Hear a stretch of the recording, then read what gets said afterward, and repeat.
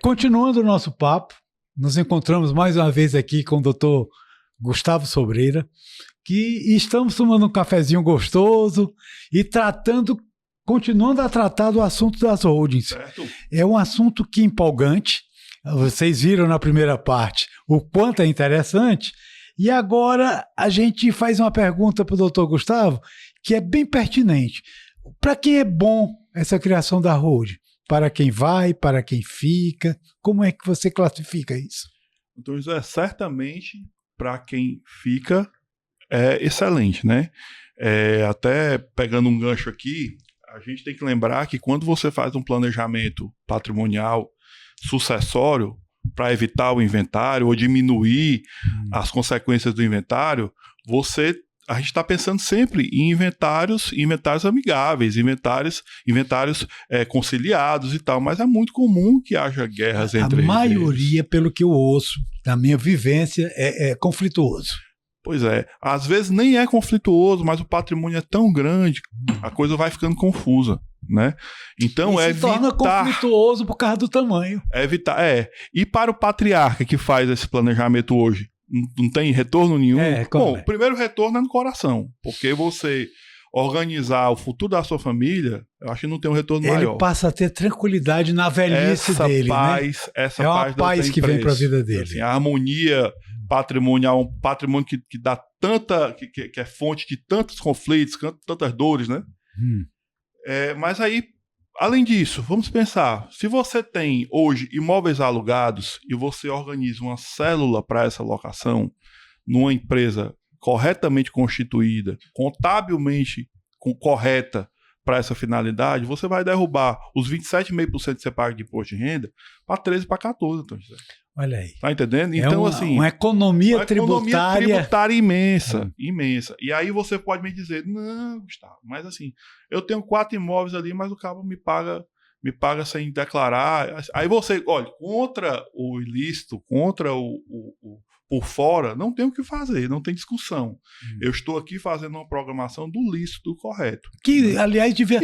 Eu acho, sabe, doutor Gustavo, que a gente hoje está numa situação tal, com a informática tão evoluída, com a inteligência artificial, que eu uso sempre uma frase, que você ser malandro, o brasileiro não gosta de ser malandro, sim. Você ser malandro é fazer o correto.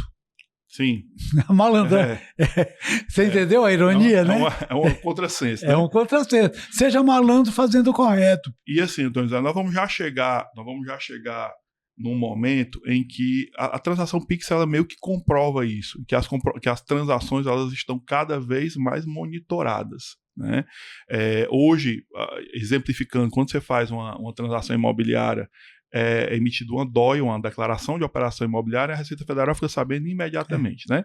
Então, a nossa previsão é para que a gente tenha essas transações no contexto lícito, pagando o mínimo de imposto, tendo um menor custo tributário. Exato. Isso interessa a quem fica. Quer outro exemplo que interessa a quem fica? Por exemplo, se eu tenho um posto ali sobre o lucro real, que ele aluga que o hoje terreno, a grande maioria é lucro real. Perfeito. Que ele aluga o terreno, essa locação entra como despesa, correto? Correto. Por que eu não alugo o terreno da holding? Da minha holding, da minha outra empresa e coloco como despesa? Então, quando você vai alugar é da holding, né? Você aluga da própria holding, né? Então, essas vantagens para quem fica são evidentes.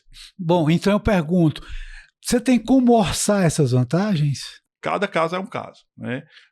Cada patrimônio é cada demanda é uma, cada organização patrimonial tem suas peculiaridades. Mas o que é que eu posso te dizer? É infinitamente menor do que o custo. É uma fração do custo que você teria numa situação conflituosa. Sem hold. Com certeza. Com certeza. Então você tem uma maneira prática de você economizar. Não tenha dúvida. A pessoa teria, ao invés de criar uma holding, ele poderia doar? Sim, poderia. Mas aí, será que é sempre o melhor? É isso que eu penso. Cada caso tem que ser analisado. Às vezes é o grande caminho, às vezes não é o caminho adequado. Eu vou dar um exemplo. Chegou no escritório o cidadão que queria doar um apartamento. Para o filho. Para o filho. Nós chegamos à conclusão que era mais interessante, por razões contábil jurídicas, ele doar dinheiro para o filho comprar o mesmo apartamento. que ele desejava. Então, entendeu? Então, é preciso fazer, essa é a pesar função. e medir. Essa é a minha função no jogo, entende? E aí você tem uma economia tributária e normalmente eu posso chamar violenta. Isso de advocacia preventiva, então? Com certeza. É como na planejamento, medicina, né? Tem um médico preventivo, Sim. né? A medicina preventiva. Claro. Então, o planejamento faz com que cada caso seja estudado pelo escritório. Outra coisa, você vai doar para o seu filho. Rapaz, o meu filho hoje, eu tenho um filho de 7 anos, né? Eu doar para o meu filho, o que eu precisar doar para ele, se eu precisar desse patrimônio no futuro, eu vou precisar de um alvará para que um juiz avalie e aprove a minha intenção de negociar, que tem que ser boa para o meu filho. E quando eu falo do planejamento via holding, eu passo para ele, para o futuro, mas no presente quem controla sou eu. Eu não posso perder esse controle. Por isso que a doação ela tem que ser muito criteriosa, porque perde-se o controle muitas vezes. No momento que o empresário já criou a sua holding familiar, ele preserva lá o patrimônio. E a empresa, no caso, o posto de gasolina, como é que ele passa para os seus herdeiros? Bom, ele pode trazer, dentro do contexto do contrato social, o filho para a sociedade, né? Ir para e passo, aumentando a participação do filho e reduzindo, consequentemente, a dele, utilizando formatos jurídicos para manter a direção do posto até, enfim, sua morte ou o momento da sua aposentadoria, né? E aumentando a participação desses filhos e saindo paulatinamente da participação do posto. E esses lucros, como é que chegam para a pessoa sem passar, não passa na holding, né?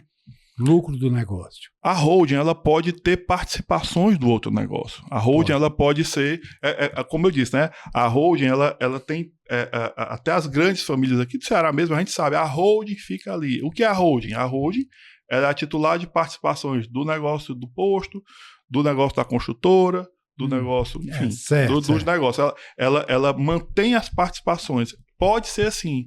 Na situação da nossa pessoa física, que a gente interessante que seja assim, eu não acho, a princípio. Por quê? Porque eu não gosto de criar misturas, de criar interseções entre as pessoas jurídicas produtivas e a pessoa jurídica de abrigo de capital, de abrigo de patrimônio. Porque, por as razões que eu já coloquei até no outro podcast, né? Mas cada caso é um caso. Isso, assim. Então, é aí onde entra a advocacia preventiva, que o empresário, dono do patrimônio, deve conversar, porque cada caso é um caso. Cada caso é um caso. Cada caso é um caso.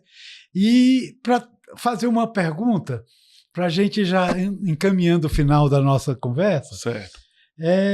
Qual é o momento, então, de fazer essa holding? Antônio José, no contexto de uma reforma tributária vindo aí, o momento é ontem. Eu vou pontuar o seguinte. Há 2 décadas, o imposto sobre doação, que é um imposto que a gente trata bastante no contexto da holding, ele só era 8%, ele pode ser escalonado no Brasil todo, a Constituição permite. Então, ele só era 8% em 2 ou 3 estados do Brasil, não me lembro agora, mas hoje são mais de 20 estados que tratam na alíquota máxima de 8%. O Ceará, como sempre, está na vanguarda, né? Na vanguarda a favor do Estado. Exato. Então, assim, você vê que já há um caminho nesse sentido. Outros estados, a reforma tributária já obrigou que fosse feito o escalonamento das faixas de imposto. São Paulo mesmo está mexendo na sua lei agora. Então, quem não fez esse planejamento patrimonial já está um pouquinho para trás, porque a legislação já está mudando. Nós já estamos ouvindo falar em imposto sobre grandes fortunas, nós não sabemos exatamente o que é que vai ser isso, né? Nós não sabemos o que é que exatamente. E nós temos outra questão. Nós estamos fazendo um planejamento patrimonial e tributário. Só que as receitas, a gente tem 2 nomes. Um nome é evasão fiscal, que tem a ver com sonegação, desvio de tributo, e temos a elisão fiscal, que é lícita. Elisão é lícita, né? Só que os fiscos, eles estão começando a não gostar desses planejamentos, de certos planejamentos, porque eles entendem que há um abuso. Então, assim, pessoal, antes da gente deixar essas questões correrem mais... Vamos nos precaver, né? Vamos nos precaver. E mais, Antônio José, existem as questões... Isso aí são as questões externas. As ameaças. Todo empresário sabe das ameaças internas, externas, né? Todo mundo sabe. Não tem ninguém inocente na história. Mas nesse quesito... Nem bobo. Não tem. Mas nesse quesito tem um ponto que a gente não lembra, que é a ameaça interna, pessoal, a saúde da gente. Porque se você sofre uma curatela, se você sofre um Alzheimer, se você perde a capacidade de gerenciar seu patrimônio, você perdeu o trem da holding.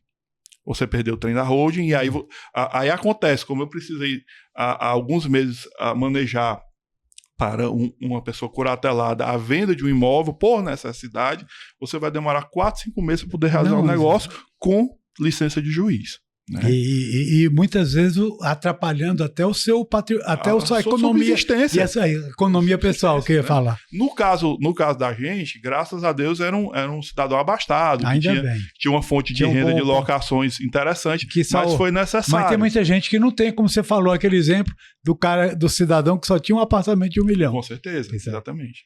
Bom, doutor Gustavo, como é agradável a nossa conversa, um assunto palpitante. Mas antes de você se despedir, mostrar como o empresário pode se encaminhar para você, vamos fazer uma brincadeira, vamos fazer uma pergunta para desopilar. A gente tem ouvido na imprensa aí muito sobre o contrato de namoro. Faz parte do planejamento sucessório? Vou usar a palavra bem cearense. Isso voga, né? E como voga, Antônio José? Porque é o seguinte... depois eu vou passar no meu Instagram, lá tem até uma dica prática de planejamento patrimonial. Então, se você tem um filho, seu filho vai casar, normalmente as empresas familiares, elas têm uma ideia de patrimônio em sintonia, correto? Assim, correto. Eu compro hoje 50 lotes, 40 lotes, para amanhã eu pensar em fazer ali uma urbanização, transformar, acontecer, né? Certo. Esse amanhã, normalmente, eu já coloco o nome do filho, assim que funciona, né? Certo. Ou dou um dinheiro para ele comprar, alguma coisa nesse sentido.